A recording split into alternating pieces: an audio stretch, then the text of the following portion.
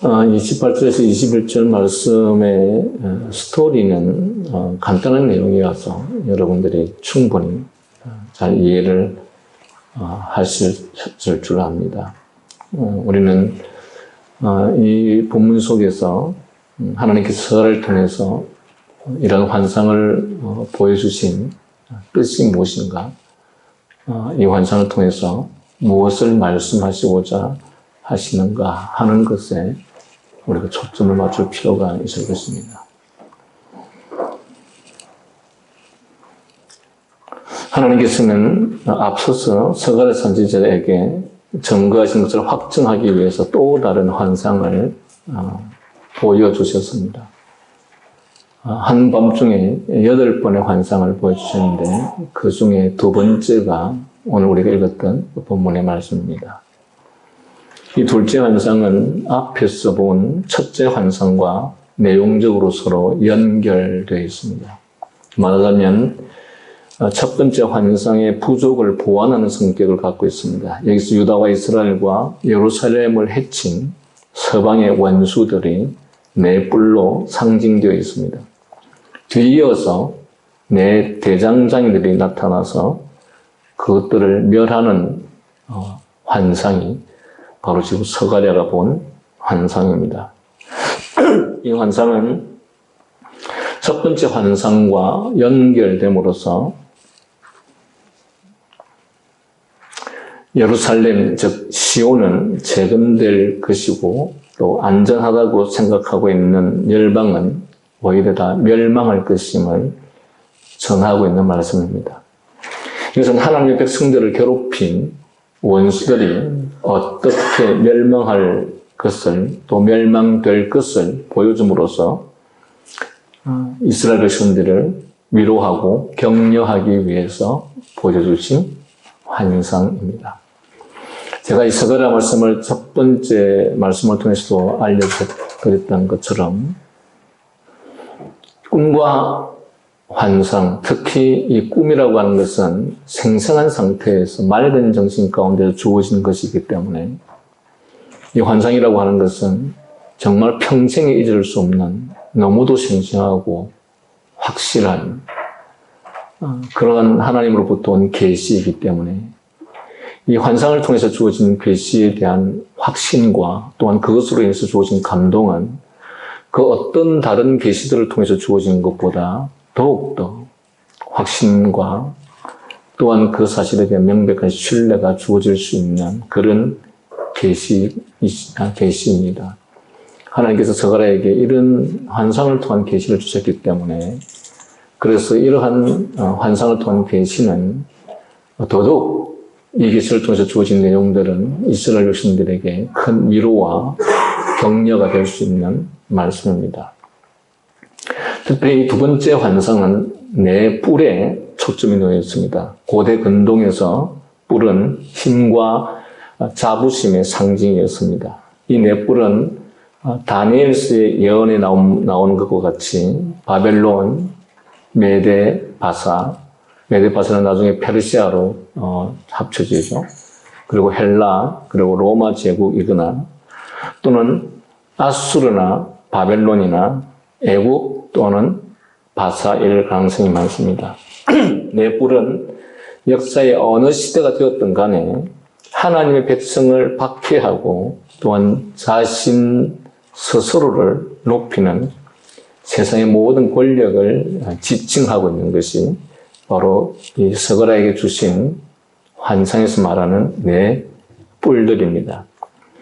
그런데 선지자는 이 환상에서 원수들이 교회에 대하여 사방에서 일어나고 수많은 문제를 야기시키실지라도 하나님께서 망치로 대장장이를 통해서 모든 뿔을 산산조각으로 부수실 것이므로 여전히 이 모든 것들은 하나님의 손 안에 있고 또 하나님의 손 안에는 이러한 것들에 대한 모든 것들을 해결할 수 있는 구제책이 있다는 사실을 이 내용을 통해서 알리고자 하고 있습니다. 그런 유대인들을 적대시했던 이방인들을 뿔에 비유하고 또 이어서 다른 적들을 대장장이로 비유하는데 이는 하나님께서 대장장이의 손과 수고를 통해서 이스라엘을 괴롭히는, 유대를 괴롭히는, 예루살렘을 괴롭히는 이 네 뿔들을 파괴시킬 것을 예언하고 있습니다. 우리는 간략하게 역사를 보면 아시리아가 북이스라엘을 괴롭히죠. 근데 그 북이스라엘을 괴롭혔던 아시리아를 누가 정복합니까? 바빌로니아가 정복합니다. 이 바빌로니아가 누구를 괴롭힙니까? 남유다를 괴롭힙니다. 근데 남유다를 괴롭혔던 이 바빌로니아를 누가 정복합니까? 메데파사 페르시아가 정복을 하죠. 그 이후에 헬라, 로마 이 모든 제국들이 계속해서 진행되는 가운데서 하나님의 백성 이스라엘 교회 곁에는 항상 이 사방의 적들이 존재하고 있다는 사실을 알리고 있는 내용입니다. 이것은 또한 구약 이스라엘 교회와 관련하여서 교회의 문제거리가 될 모든 사람의 악행에 대해서 하나님께서는 반드시 그것들에 대해서 쳐부술 것이라고 하는 것에 대한 계시입니다. 그러므로 이 본문의 의미는 교회가 어려운 문제에서 벗어나거나 또 자유스럽지 못하지만 그들이 가련한 교회를 대항하여 난폭하고 격렬하게 이스라엘의 교회를 괴롭힌다 할지라도 하나님께서는 그런 사악한 자들의 모든 공격을 저지하실 구제책을 갖고 계시다는 것이죠. 그런데 하나님께서는 이 이스라엘을 괴롭히는 이 뿔과 같은 존재들을 하나님께서 직접 어떤 자연재해라든지 이런 방법을 통해서 심판하실 수도 있지만 하나님께서는 그런 방법이 아닌 또 다른 뿔, 소위 말하면 대장장, 여기 등장하는 대장장이 같은 존재들을 통해서 이스라엘 백성들을 괴롭혔던 자들을 심판하신다라는 의미입니다. 결국은 서로가 서로를 치고 서로가 서로를 죽이는 그런 방식으로 하나님께서는 이스라엘 백성들을 괴롭힌 자들을 심판하신다는 것이죠. 이 내용을 보면 마치 그 기드온의 300명의 군사의 승리의 장면이 생각납니다. 기드온의 군사는 300명밖에 되지 않았고 미디안의 군사들은 13만 명이 넘는 어마어마한 군사들이었는데 하나님께서 이 기드온의 군사와 미디안의 군사가 전쟁을 하는 가운데서 기드온의 군사가 승리하게 된 배경은 미디안의 군사들이 서로가 서로를 죽이는 이런 과정 속에서 기드온의 300명의 군사가 승리하는 장면을 연출하죠.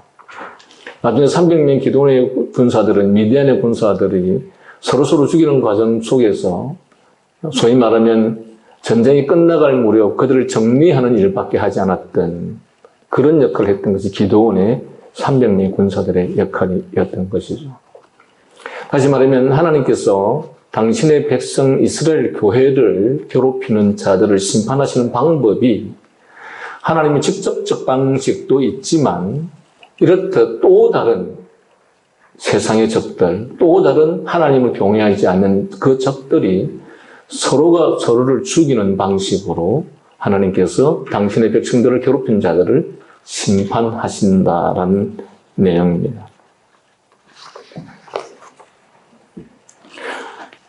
그런데 우리는 먼저 여기에서 왜 스가랴 선지자가 네 뿔을 언급하는지 먼저 살펴보아야 합니다. 유대인들은 아수르인들과 바벨론 산업뿐만 아니라 바사인, 헬라인, 로마인과 인접해 있었습니다.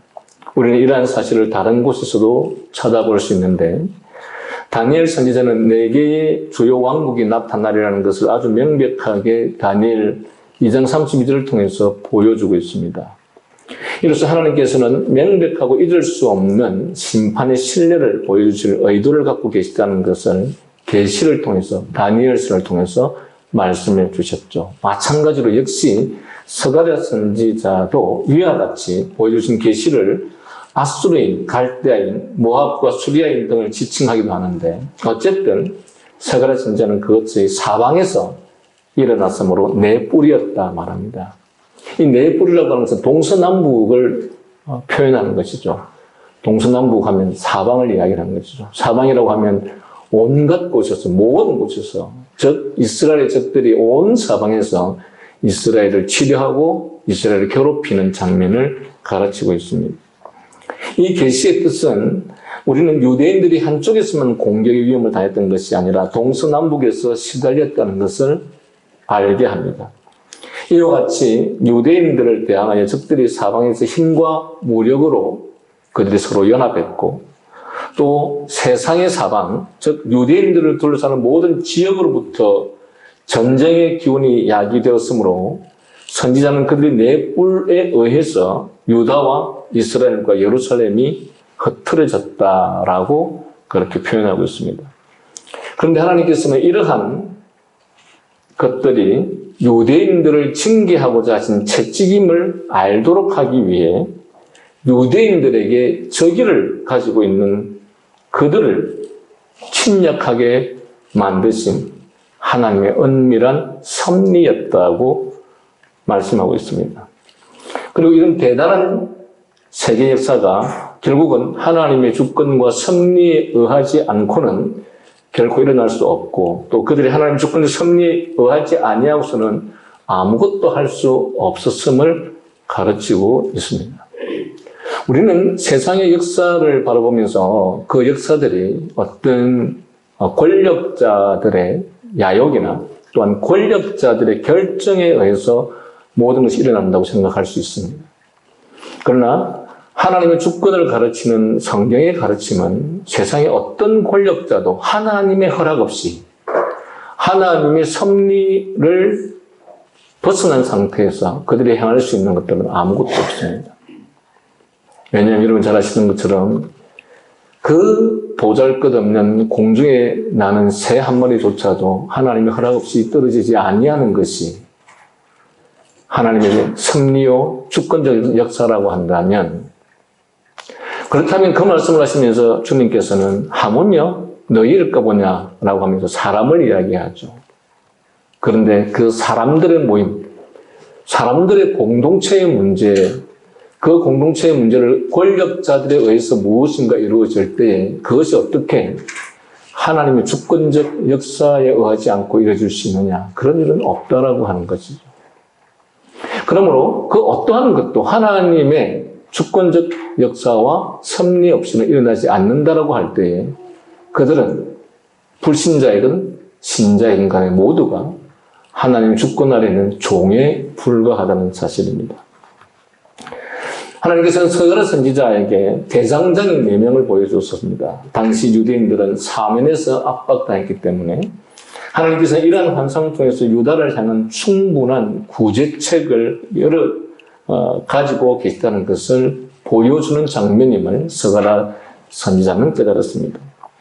그래서 서가랴 선지자는 앞서서 네 뿔을 보았는데 이제는 네 대장장이를 보았던 것이죠.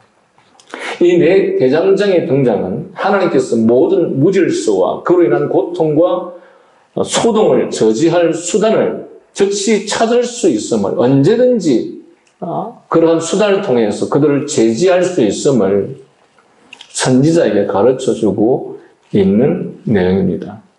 네 뿔을 먼저 보여주시고 난 이후에 네 대장장이를 통해서 그 네 뿔들을 대장장이의 망치를 통해서 깨뜨리는 장면을 보여주심으로써 하나님께서는 당신의 백성들을 위한 모든 구제책을 언제든지 준비하고 계시다는 사실을 보여주는 것이죠. 하나님께서는 뿔의 급소를 언제든지 치실 수 있고 또 유대인들을 흩어버렸던 적들을 산산조각으로 깨뜨려 버릴 수 있다라고 하는 사실을 이 대장장이를 등장시키므로 대장장이가 뭐 하는 사람들입니까? 망치를 들고 뿔을 깨뜨리는 역할을 하는 사람들이죠. 그들을 보여주심으로써 하나님께서는 당신의 백성들에 대해서 또 백성들을 위해서 어떤 준비를 하고 계시는지를 가르쳐주고 있다는 것입니다.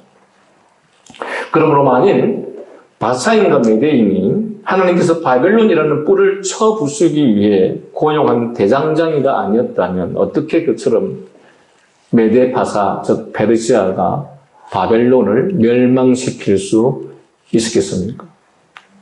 그러니까 결국 바벨론이 이스라엘 백성들에게 뿔과 같은 역할을 했다면 그 뿔과 같은 역할을 한 바벨론을 쳐 부수는 일을 바로 그 바벨론을 정복시켰던 페르시아라고 하는 대장장이를 사용하셨다라는 사실입니다. 그리고 그 바벨론을 통해서, 페르시아를 통해서 이스라엘 백성들이 어떻게 했습니까?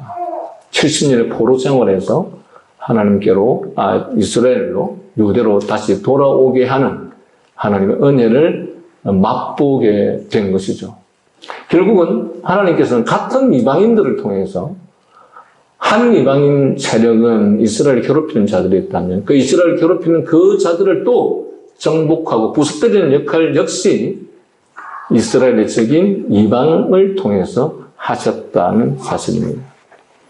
그리고 수리아인과 애굽인과 다른 민족들이 그처럼 멸망하는 일들이 하나님께서 허락하지 않으셨다면 또 하나님께서 일하시지 않으셨다면 어떻게 그런 일이 이루어졌겠는가라는 것이죠.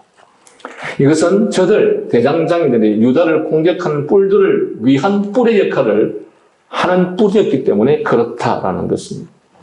여호와께서 많은 민족을 4명의 대장장이들로서 쳐부순 것은 마치 그들 대장장이들이 여호와로부터 그들이 고용되어 있고 또 그분 여호와의 일을 할 준비가 되어 있는 것처럼 그들을 사용했기 때문에 그렇습니다. 그래야 이제 우리는 이 선지자를 통해서 가르쳐 주신 환상으로 보여주신 계시의 참 뜻을 이해할 수 있습니다.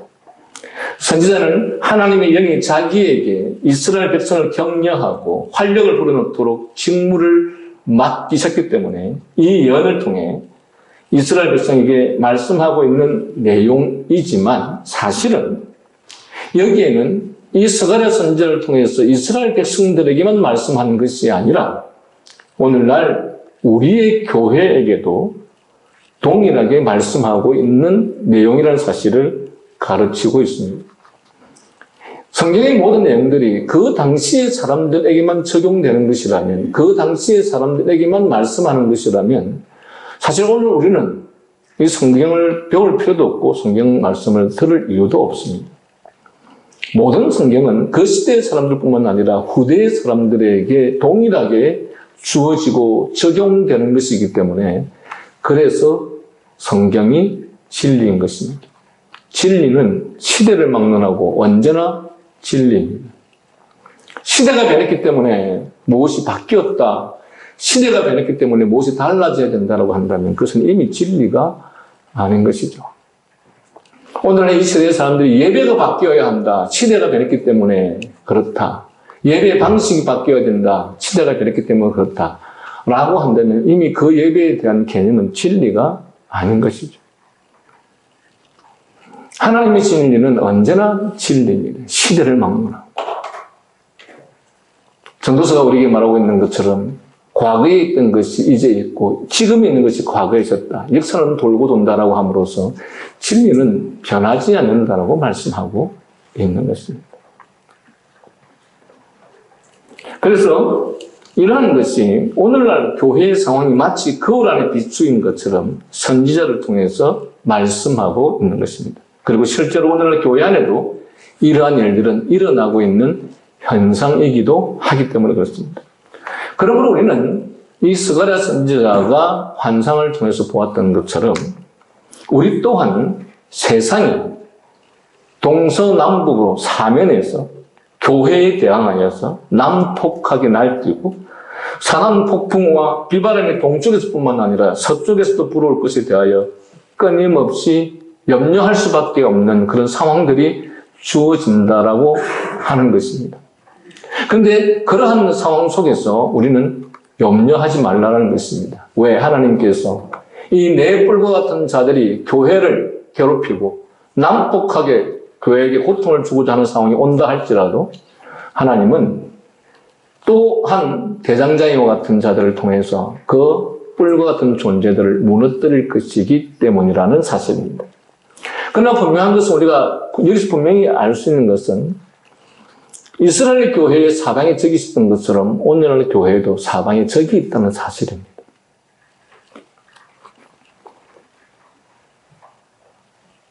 그러므로 이 수많은 적이 사방팔방에서 연합하여 대항해 온다는 것은 사실은 전혀 새로운 일이 아니었고 과거 구약 이스라엘 교회에서부터 오늘날까지 여전히 변함없이 오고 있는 것이 사실입니다. 그렇기 때문에 하나님의 교회는 이러한 수많은 공격을 견뎌내어야만 한다는 것은 전혀 이상한 일이 아니고, 사람들은 때때로 왜 나에게만 이런 일이 일어나는지 모르겠다. 어쩌면 어느 특정한 교회는 왜 우리 교회만 이런 일이 일어나는지 모르겠다, 이렇게 말하고 있을지도 모르겠습니다. 그러나 하나님을 경외하는 자들에게, 하나님을 경외하는 공동체에는 언제나 이런 사방의 적들이 도사리고 있다는 사실입니다. 그러므로 지금 말씀하고 있는 내용은, 이것은 아주 중요한 하나님의 뜻을 계시하는 내용입니다. 또한 우리가 사방으로 둘러싸여 고난과 핍박과 시련이 우리를 기다리고 있다 해도, 또 우리를 해하려는 세력들이 우리를 둘러싸고 위협한다 할지라도, 하나님께서는 이와 같이 많은 대장장이들을 가까이 두신다는 사실을 통해서 우리는 위로를 얻을 필요가 있습니다. 하나님께서는 그들 대장장이들을 사용하셔서 내 뿔들을 부러뜨렸듯이 오늘날 우리와 우리의 교회와 하나님의 백성인 우리 자신들에게도 그리할 것입니다. 여러분, 하나님의 교회에 사방의 적이 있다는 사실은 이 하나님의 교회에 속해 있는 우리 자신들에게도 사방의 적이 있다는 사실입니다. 한 사람의 그리스도로 살아가는 우리들에게 늘 이렇게 사방의 적이 있는 것처럼, 또한 하나님의 교회, 거룩한 하나님의 나라의 공동체를 이루고 가고자 하는 교회에 늘 이 사방의 적이 있다는 사실입니다. 그런데 오늘 교인들 중에 많은 사람들이 그리스도의 삶을 사는 일에는 고난과 수많은 적과 포기가 있어야 한다는 사실을 망각하고 살아가는 경우들이 많이 있습니다. 다시 말하면 그리스도의 삶을 사는데 왜 이렇게 어려움이 많은가? 왜 이렇게 하지 않아야 될 것들이 많은가? 뭐 이렇게 포기해야 될 것들이 많은가? 뭐 이렇게 어려운 일들이 많은가? 다시 말하면 마치 그리스도의 삶에는 이런 것들이 없어야 하는 것처럼, 믿음의 삶을 사는 것에는 언제나 평안과 위로와 풍요와 안전만 있는 것처럼, 왜? 어쩌면 오늘날 기복주의 신앙이 교회가 그렇게 가르쳐왔기 때문에 그렇습니다. 마치 하나님의 백성이 되면, 하나님의 말씀을 쫓아 사는 사람이라면 그들에게는 아무런 적도 없는 것처럼, 아무것도 포기할 것이 없는 것처럼, 아무 갈등도 없어야 하는 것처럼, 또는 아무런 어려움과 시련도 없어야 하는 것처럼, 그래서 마치 있는 것이 마치 이상한 것처럼 느껴지는 그런 생각들을 많이 갖고 있습니다. 그러나 기독교를 믿으면 마치 부와 풍요와 평화와 안식만 있는 것처럼 생각하는 것은 대단히 큰 착각입니다. 우리가 천국을 향해 가는 그 길은 사탄이 끊임없는 방해와 공격이 있을 수밖에 없다는 사실을 알고 있어야 합니다. 특히 사탄은 우리들에게 영적 전쟁을 통해서 우리들로 하여금 공격받게 합니다. 영적 전쟁이라는 것은 다른 전쟁이 아니라 진리 전쟁입니다.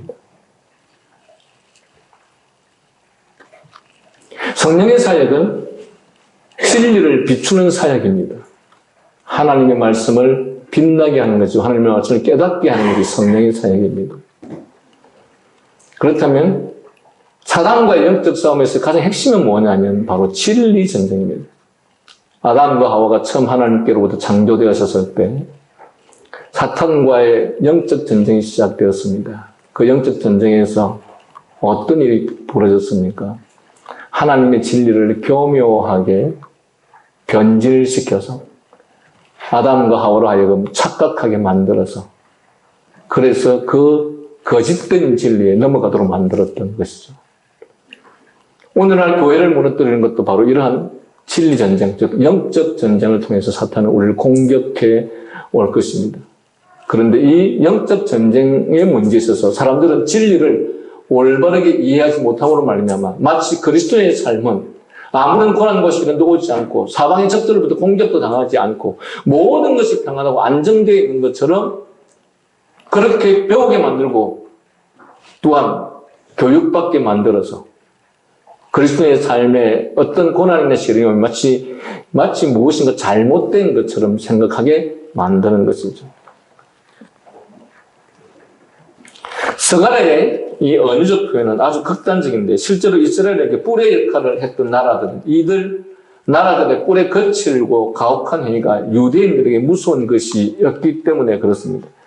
그러나 이제 선지자는 대장장이들의 망치를 통해서 저들의 뿔을 산산히 부서질 수가 있다는 것을 명확하게 드러내 보이셨습니다. 하나님께서는 우리가 저기에 의해서 멸망할 수도 있지만 그러나 그들을 산산조각으로 부수실 수 있는 대장장이들을 적재적소에 보내실 것입니다. 그리고 실로 이러한 확신과 그에 따르는 미로는 앞서 또는 현재 이스라엘 백성들이 대장장인 메대 바사를 통하여 뿔을 깨뜨리고 뿔에서 건져주시는 명확한 경험을 이미 했기 때문입니다. 그리고 이것은 지난날 이스라엘이 경험한 경험에 의해서 이미 다 알고 있습니다.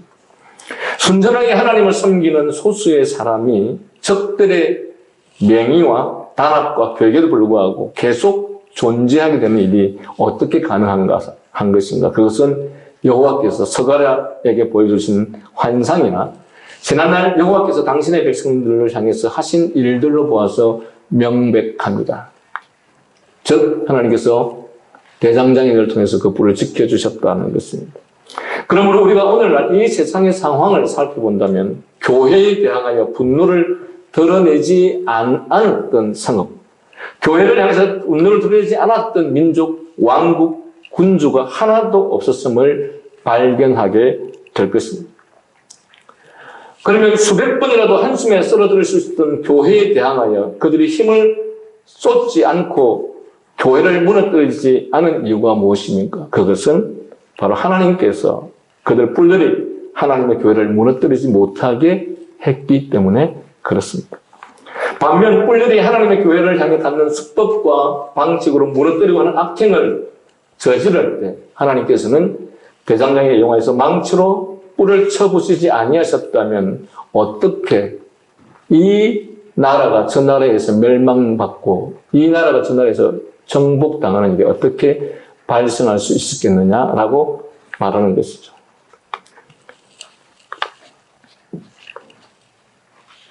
그것이 바로 지난날 구약 성경에 등장하는 이스라엘을 괴롭혔던 주변국들과 그 주변국들의 정복의 역사들이었습니다. 하나님께서는 이처럼 그들이 뿔로서 교회를 쳐부수고 흩어버리는 일에 몰두하지만 그들을 서로 다른 일에 부르시며 다른 대장장이들을 명하셔서 그러한 뿔과 심지어 이전에 공모했던 동료들까지도 산산조각으로 부숴버리게 하시는 방식으로 당신의 백성들의 원수들을 멸해왔습니다. 따라서 그토록 난폭하고 혼란스러운 소동 중에도 하나님의 교회가 십자가 아래서 남아 숨을 쉴 수 있었던 것은 분명히 하나님의 놀라우신 섭리로 인한 은혜였다는 사실입니다. 만약 여호와께서 대장장이들을 통해서 이러한 망치가 뿔을 쳐부시지 않았다면 우리는 수백 번이 아니라 수천 번 찔리고 갈갈이 찢겨졌었음에 분명할 것입니다. 그러나 하나님께서는 대장장이들의 망치로서 그들의 타격과 공격을 받아 넘기고 적들을 이러한 목적에 사용했습니다. 이에 우리는 여기에서 이 예언이 스가랴 선지자의 시대에만 유용했던 것이 아니라 모든 시대에 적용될 수 있고 또한 옛날 사람에게만 국한되어서는 안 되며 교회의 모든 한 사람 한 사람의 지체들에게까지 확대되어야 한다는 사실을 알아야 합니다. 스가랴에게 여호와께서 주신 환상처럼 오늘날 우리에게도 사방의 뿔과 같은 존재들이 교회를 무너뜨리고 삼키려는 세력들이 여러 모양과 방법으로 그리고 여러 종류의 사람들로 또는 정치와 권력들로 통해서 교회를 무너뜨리려고 합니다.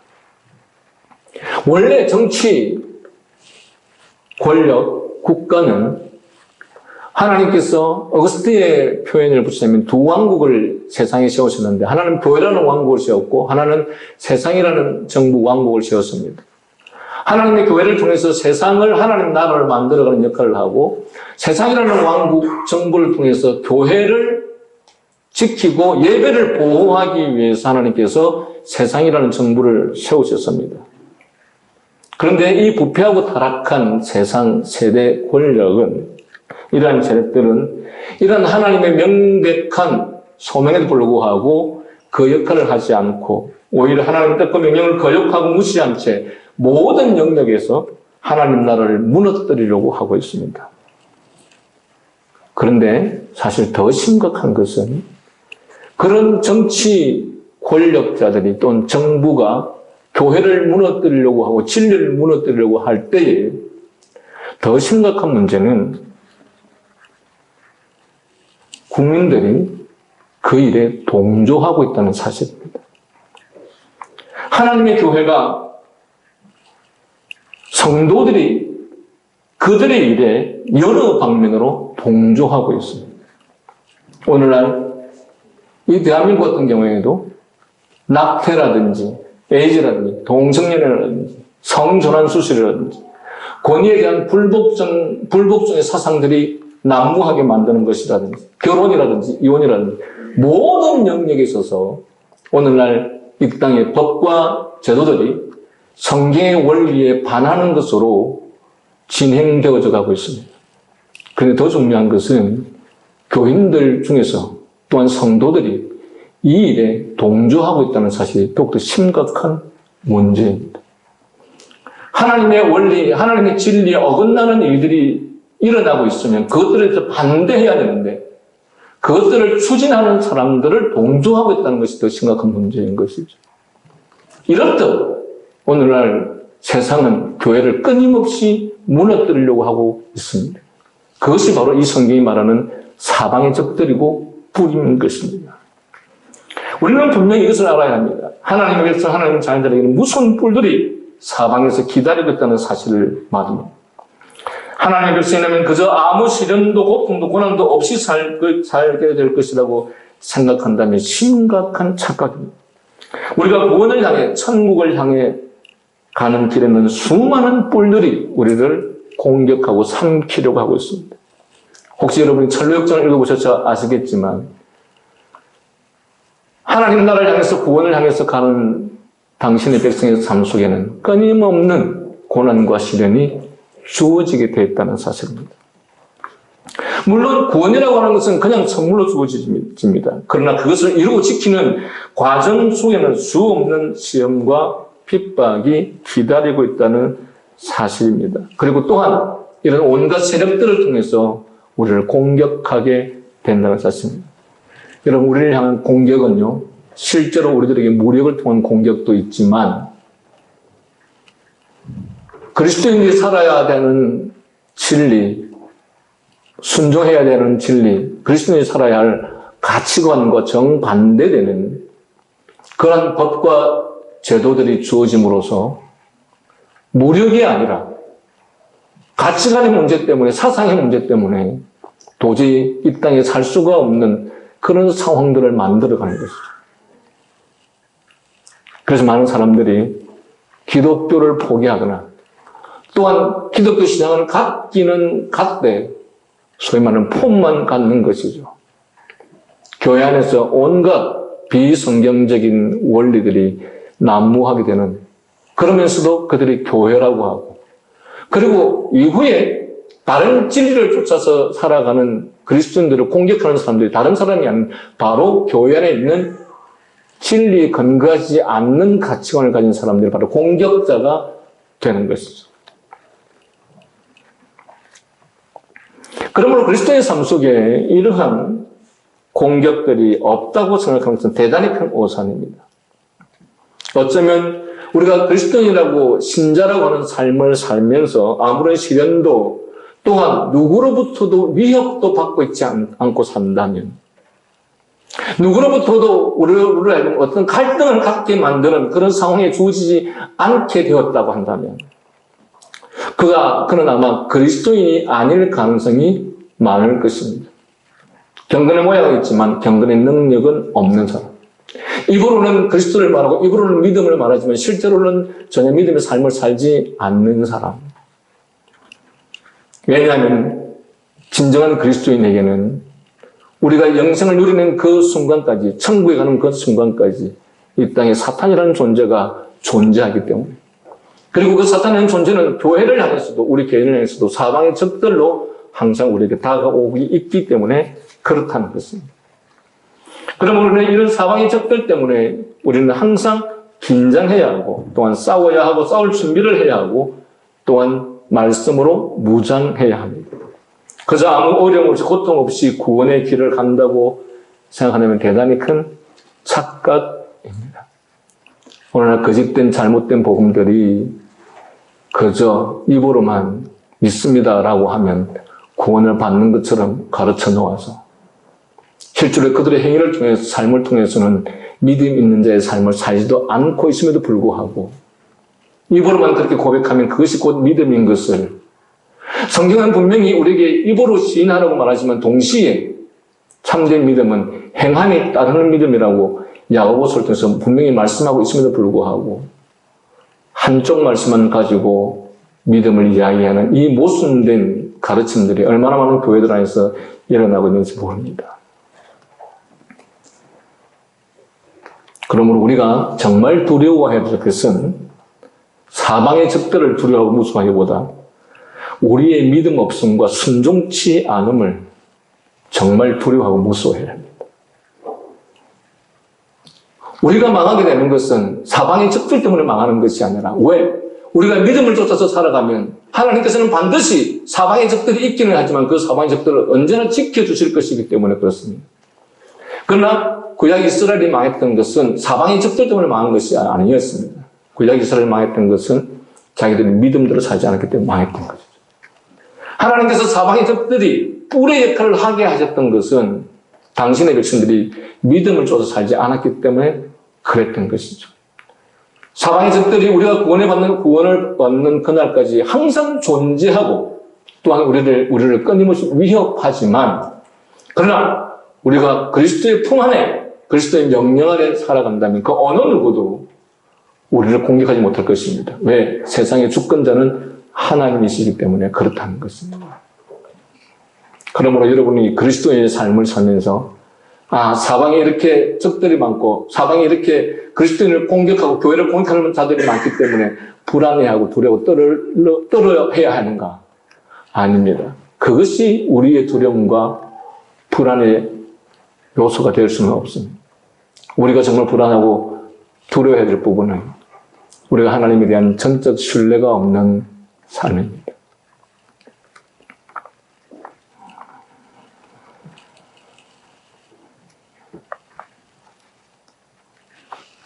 여러분은 믿음대로 순종하십니까? 여러분이 배웠던, 그리고 그 말씀에 대해서 그렇게 고백하였던 그 말씀들을 실제로 현장에서, 삶의 현실에서 믿고 순종하십니까? 많은 사람들이 다 겁이 나서 불순종해버리죠. 마치 하나님의 말씀을 듣고 순종했다가는 나에게 어떤 기회도 주어지지 않을 것 같고, 나는 이 세상에 성공하지 못하고 실패할 것 같고, 내가 하나님의 말씀을 따랐다가는 절대 부자도 될 수 없고 가난한 자가 될 수밖에 없을 것 같고, 하나님의 말씀을 따르다가는 온갖 좋은 기회들을 다 놓칠 것 같으니까, 그러니까 그 말씀을 막상 순종해야 될 상황이 되면 다 포기해버리죠. 그런데 여러분, 이스라엘이 아시아로부터 침략을 당할 때에는 그들이 믿음이 있어서 침략당하지 않았습니다. 그들이 하나님의 말씀을 순종해서 침략당하지 않았습니다. 오히려 그들이 하나님의 말씀들을 믿지 않고 따르지 않고 순종하지 않았기 때문에 하나님께서 그 적들을 뿔로 사용하셔서 하나님께서 이스라엘로 하여금 고통을 당하게 했다는 사실입니다. 그래서 우리는 이 두 가지를 분명히 알아야 합니다. 신자의 삶 속에는 끊임없이 사방의 적들이 도사리고 있다는 사실. 그러나 아무리 사방의 적들이 있다 할지라도 우리가 믿음 안에 있다면, 우리가 순종의 삶을 산다면, 하나님을 굳게 믿으면 어느 누구도 우리를 건드리지 못할 것입니다. 왜? 하나님을 따르는, 하나님의 품 안에 있는, 하나님을 순종하는 우리를 누가 지킬 것입니까? 하나님께서 지킬 것이겠죠. 그리고 그 하나님이 세상의 주인이십니다. 어느 누구가 하나님의 허락 없이, 하나님의 명령 없이 우리를 공격할 수 있겠습니까? 그럴 수는 없습니다.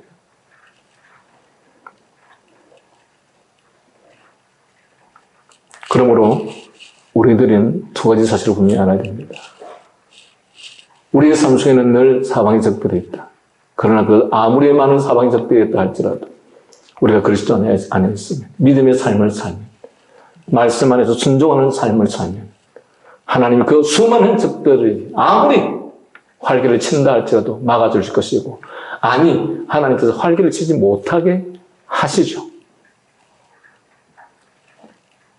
그렇기 때문에 참된 그리스도인은 아무것도 두려워할 것이 없다는 사실입니다. 우리의 믿음의 선진들은 늘 이렇게 믿음을 조차 살았습니다.